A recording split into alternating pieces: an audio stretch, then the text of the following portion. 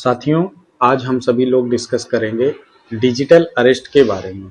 Digital arrest आपने समाचार पत्रों, न्यूज़पेपरों के माध्यम से और टीवी चैनलों के माध्यम से सुना होगा कि डिजिटल अरेस्ट आज की डेट में एक कॉमन वर्ड बहुत सर्कुलेट कर रहा है, जिससे लोगों को ये नहीं समझ में आ रहा है कि वो कैसे डिजिटल अरेस्ट हो रहे हैं।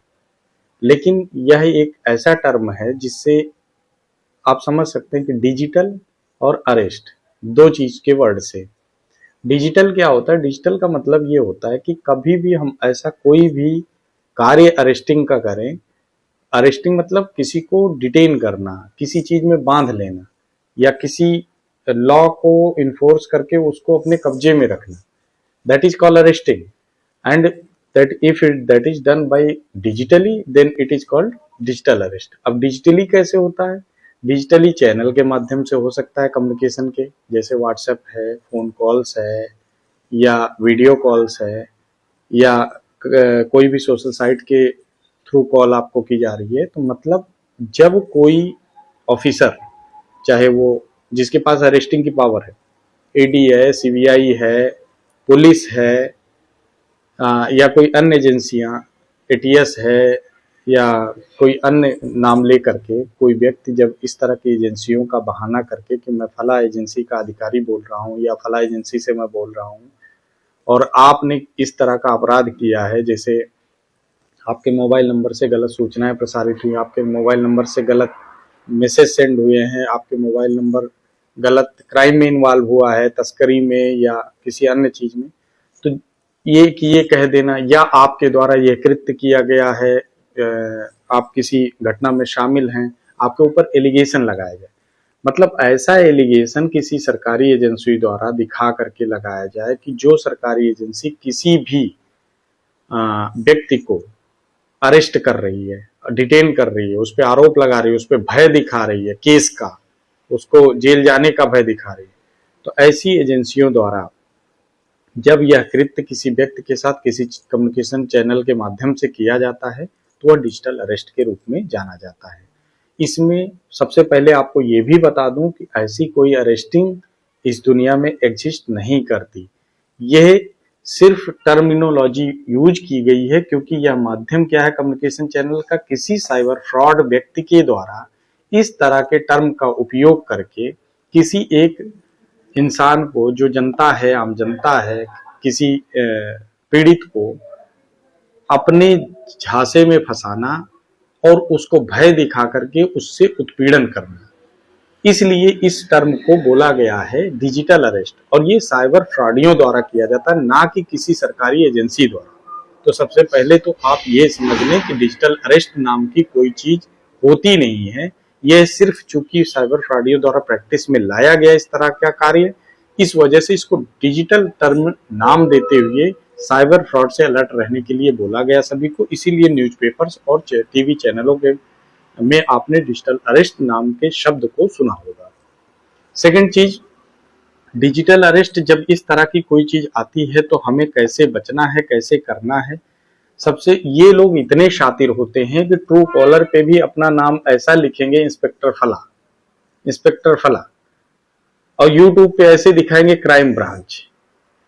ये इस तरह से अपना चैनल या अपनी चीजों को क्रिएट करेंगे कि लोगों को ये लगेगा कि ये वास्तव में किसी एजेंसी के इंस्पेक्टर हैं, ये हमारी चीजों को इस तरह से बदनाम कर देंगे या हमें बदनाम कर देंगे कि हम एक रेपुटेटेड पर्सन हैं, एक रेपुटेटेड पार्टी के हैं, एक रेपुटेटेड ऑर्गेनाइजेशन के हैं या एक रेपुटेटेड क्षेत्र के पर्सन हैं, और हमारी पूरी जो सोशल चीजें हैं उसको खत्म कर देंगे। कहीं ना कहीं इस तरह का भय ये जनरेट करते हैं, और जब आप इनका ट्रू कॉलर पे चेक करेंगे तो इस तरह का नाम भी ये शो करेंगे, और जब कभी यूट्यूब पे ये बताएंगे कि हम अपलोड कर रहे हैं, तो आप इनको सर्च करेंगे तो यूट्यूब पे भी इनका इस तरह का चैनल आएगा, दिखाएंगे कि हाँ ये चीजें चल रही हैं। तो कहीं ना कहीं जो ये एक पर्सोनेशन है, इम्पर्सोनेशन, उस चीज से आपको अलर्ट रहना है। और ये हमेशा सरकारी तंत्र का हवाला देंगे। क्यों? क्योंकि सरकारी एजेंसियों के पास ही अरेस्टिंग की पावर होती है, और उनके द्वारा आपको भय दिखाया जाएगा, और भय दिखा करके वो आपसे सरकार के उस कारनामे के विरुद्ध कि आपको इतनी सजा हुई है, कोर्ट रूम भी एआई से क्रिएट करके ये दिखा देंगे आपको वीडियो कॉल पे। ऐसा लगेगा कि कोर्ट रूम चल रहा है, कोर्ट चल रहा है। वहां पर आपको दिखाया जाएगा कि ये फला इतने रुपए आप पे दंड के जुर्माने के रूप में दंड दिया गया है कोर्ट द्वारा, इसलिए आप इसको सरकारी खजाने में फला में आप ट्रांसफर करिए, नहीं तो आपके विरुद्ध कार्रवाई होगी। तो आप कहीं ना कहीं इस भय में पड़ करके, इस कृत्य को कर करके एक साइबर फ्रॉड के चपेट में आ जाते हैं। तो इस चीज से आपको बचना है। तो आपने अभी देखा कि डिजिटल अरेस्ट टर्म कैसे आया, ये चीज ये हम लोग जाने।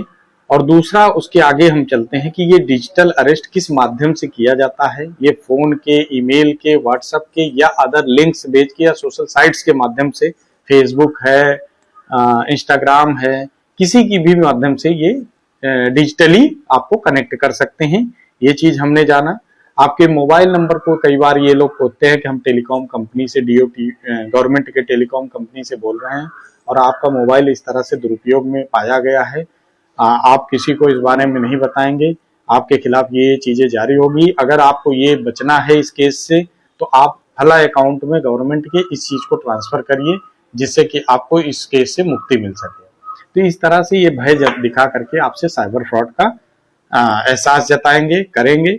और जब आप सोचेंगे समझेंगे नहीं और तुरंत भय में पड़ जाएंगे और आपको लगेगा कि इस केस के बवाल से या टेक्निकली आप साउंड नहीं है, आपको लीगल प्रोसीडिंग्स नहीं पता, उस केस में आपके अंदर एक भय उत्पन्न होगा और आप क्या करेंगे, उनकी इस जो संरचना का है आप शिकार बन जाएंगे, इस कूटरचना का शिकार बन जाएंगे और अपने साथ आप एक साइबर फ्रॉड का जन्म दे देंगे। तो ये एहसास जो भय का है, घबराहट का है, इसे हमें नहीं होने देना है।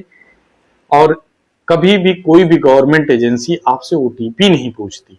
वो ओटीपी आपको उपयोग के लिए देती है, ना कि आपसे पूछ करके कोई कार्रवाई करने के लिए मांगेगी। कोई भी गवर्नमेंट एजेंसी कभी भी नहीं मांगती। और साथ ही साथ एक चीज आपको विशेष तौर पे ध्यान रखना है कि कोई भी गवर्नमेंट एजेंसी किसी काम के बदले आपसे फोन पे, कॉल पे या किसी भी सोशल साइट्स के माध्यम से पैसे नहीं मांगती। इसलिए आपको विशेष तौर पे उस समय सोचना है कि हम क्या जो करने जा रहे हैं ये सही है ना या गलत है। इसी चीज के लिए माननीय प्रधानमंत्री जी ने 3 चक्र इसके बनाए थे सुरक्षा के, जिसमें पहला है आपको पॉज रहना है, मतलब आपको शांति से सोचना है कि मेरे साथ क्या चीजें चल रही हैं, कौन सेकंड फोन पे है या कॉल पे है अपोजिट साइड में, वो क्या क्या चीजें हमें कह रहा है, उसको आपको शांति से सुनना है। सुनने के बाद आपको सोचना है। सोचने में क्या रखना है कि क्या ये एजेंसी इस तरह की सही हो सकती है या गलत हो सकती है, क्या ये एजेंसी कभी हमसे पैसे मांगी या कभी इस तरह के केसेस में कभी पैसे देने पड़े हैं ऑनलाइन या नहीं, इस पे सोचना। जैसे आप इतना सोच लेंगे तब आप उसके अकॉर्डिंग एक्ट करिए। ये तीनों जो वर्क है, इसको 3 सुरक्षा चक्र के रूप में जाना गया है। इसको आपको करना है जिससे आप साइबर फ्रॉड से बच सके।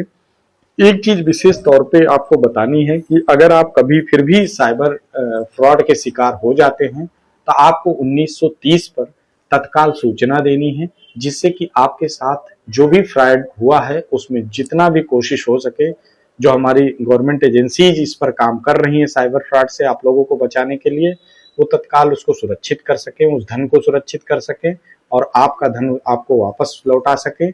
इसलिए ये मैक्सिमम 48 घंटे में आपको 1930 पर रजिस्टर करना ही करना है। ये कंप्लेन इस तरह से रजिस्टर करने के लिए आप कतई ना भूलें और ना ही इसमें देर करें। अगर आप देर करेंगे तो इसमें आपका पैसा वापस नहीं मिलेगा, आपको तकलीफ होगी। एजेंसियों को पैसा दिलाने में भी काफी वर्क करना पड़ेगा। जो काम आराम से हो सकता है उसके लिए बहुत मेहनत करनी पड़ेगी। इसलिए आप सभी लोग सतर्क रहें, इस तरह के कभी भी डिजिटल अरेस्ट नामक शब्द से दूर रहें। इसमें इस तरह का कोई अरेस्टिंग इस दुनिया में नहीं होता और ना ही इस तरह के ऑनलाइन चैनलों के माध्यम से कभी किसी को पैसा पे करें। जो आपको जानने वाले हैं केवल उन्हीं को पैसा पे करें, जो आपके लोग हैं, आपको जानते हैं, जिनको आपको देना है, जिनसे आपको लेना है। अन्यथा इस सभी तरह के फोन कॉल्स के माध्यम से, ईमेल्स के माध्यम से कोई भी चीज आपको भेजी गई है उसमें कतई पैसा ना भेजें। वो किसी भी माध्यम से साइबर फ्रॉड आपका अकाउंट आपके मोबाइल में एप्लीकेशन डाल करके आपका अकाउंट हैक कर सकते हैं और आपका अकाउंट खाली कर सकते हैं। इसलिए हमेशा सतर्क रहें, सजग रहें, सुरक्षित रहें। धन्यवाद। जय हिंद, जय भारत।